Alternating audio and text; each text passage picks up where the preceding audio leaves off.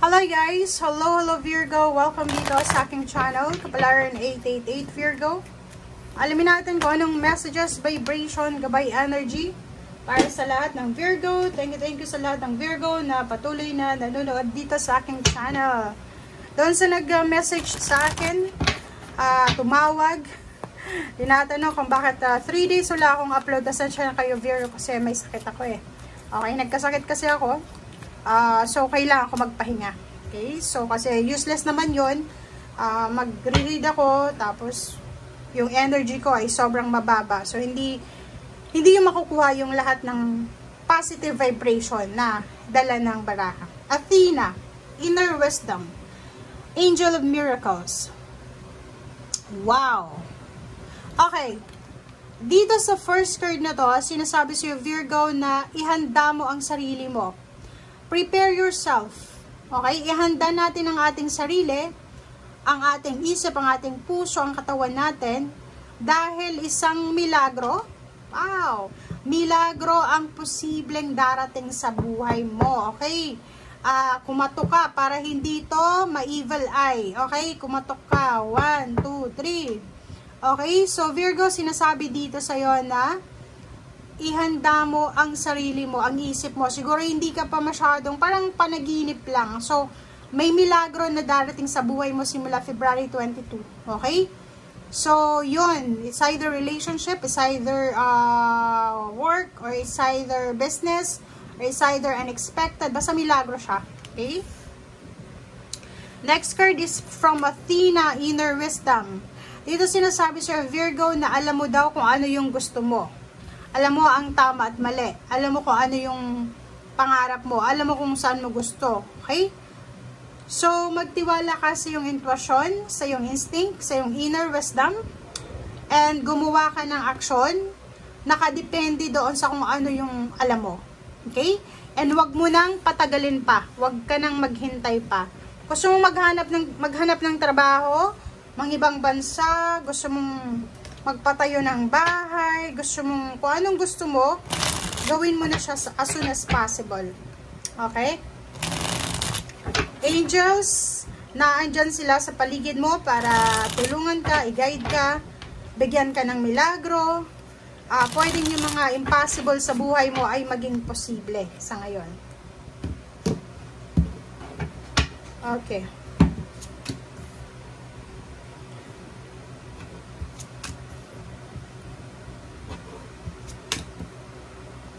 Okay, Virgo. First 4 cards tayo. 4 of Cups, Queen of Cups, the Moon, and Judgment. Etong the Moon na to, nakikita ko sa'yo for almost how many months? 3 months. Or pwedeng 6 months, maybe almost 1 year. Within a year ka na medyo nag-aalala. Dito sinasabi sa'yo na marami kang doubts, mga pagdududa, marami ka ding regrets sa buhay, na posibleng guilt feelings din. May guilt feelings ka eh. And nakikita ko sa'yo dito, sinasabi sa'yo na bago ka magdesisyon, kasi may kailangan ka dito as soon as possible yung decision making mo na to.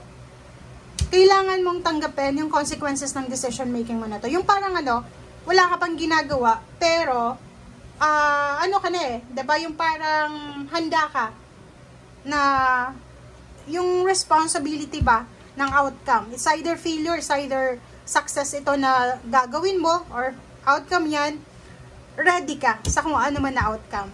Huwag kang matakot, makinig ka sa sinasabi ng iyong intuition, yun nga, andito, it's double confirmation na kailangan mong magtiwala sa iyong intuition.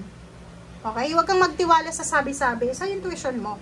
Okay? Queen of Cups and 4 of Cups. Nakikita ko sure dito na kung ano man tong hinihintay mo, kasi naghihintay ka eh. It's either naghihintay ka ng proposal, naghihintay ka ng outcome, it's either health, medical exam result, physical health result, parang ganun. So, or pwedeng mga documents, contract signing, or ano bang hinihintay mo? Or pwedeng love life, naghihintay ka ng desisyon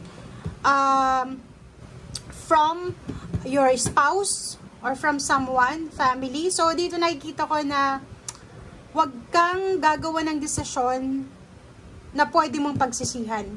Makinig ka sa sinasabi ng iyong intuition. So, starting February 22, nakikita ko yung decision making mo eh. 'Di ba? Yung hindi ka makatulog sa gabi, masyado kang nag-iisip, inisip mo, ano ba yung gagawin ko? Ano ba yung tamang desisyon? Ano ba yung tamang action dito?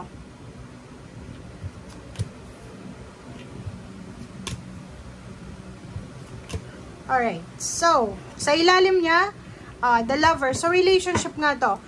May nakikita ko siya dito, isang Virgo ang hindi makapag-desisyon kasi hinihintay niya yung sinasabi or yung parang decision ng kanyang asawa, ng kanyang boyfriend or girlfriend, or pwedeng parents or siblings. So, hindi siya makapag-desisyon. Puro desisyon to. Okay? Ten of Cups, Six of Pentacles, Ace of Wands, Ten of Swords. Maganda to kasi kung makikita mo dito, isang happy moments, joyful moments ang posibleng mangyayari sa buhay mo.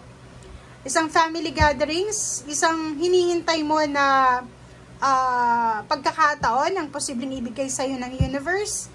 Nakikita ko is either magkakaroon ka ng job opening, yung portal na pwedeng magbukas sa'yo, it's either opening ng portal ng abundance, prosperity, career, diba? Yung parang may mag-o-offer sa'yo ng career na hindi mo ini-expect na i-offer sa'yo. Pwedeng relationship din dito, pwedeng may manligaw sa'yo or magkagusto sa'yo kung lalaki ka na hindi mo ini-expect. Next is relationship. May mga relationship ka with someone else, like friendship, pwedeng mga kamag-anak or kakilala, na posibleng mag-heal. Diba? So, pwedeng marami kang kagalit. Or pwedeng maraming may galit sa'yo. Or pwedeng maraming may inggit sa'yo na yun yung dahilan ng misunderstanding. So, nakikita ko sir dito, makakaramdam ka ng sobrang excitement dahil dito. Like, excited ka. Halimbawa, yung dati mong kaaway, posibleng kayo ay magkasama na ngayon sa isang trabaho. Or pwedeng sa isang subdivision lang kayo nakatira. Sa isa lang kayong community or simbahan pumupunta. So, yun ang nakikita natin dito. Six of Pentacles, nakikita ko sa'yo dito na simula ngayong February 22, ay hindi ka na mamumroblema sa pera. Parang, like for example, for several decades siguro, or years, or months, na masyado kang tawag dito, nagbabalance ng financial. Nakikita ko sir dito na posibleng may mga tao sa paligid mo na willing na suportahan ka financially, yung parang balance, di ba? Yung parang may pautangin ka, tapos pautangin ka rin, ilalabas mo yung pera, tapos may darating na pera, parang ganun. So, nakikita ko sa'yo dito, napakaganda. Yung Angel of Miracles ay nandito para bigyan ka ng masayang pamilya, kung ano mong hinihintay mo na blessings, pera, tulong, relationship, contract signings, travel, pwedeng closure ng relationship. So, nandito na. Okay? Thank you guys. Bye!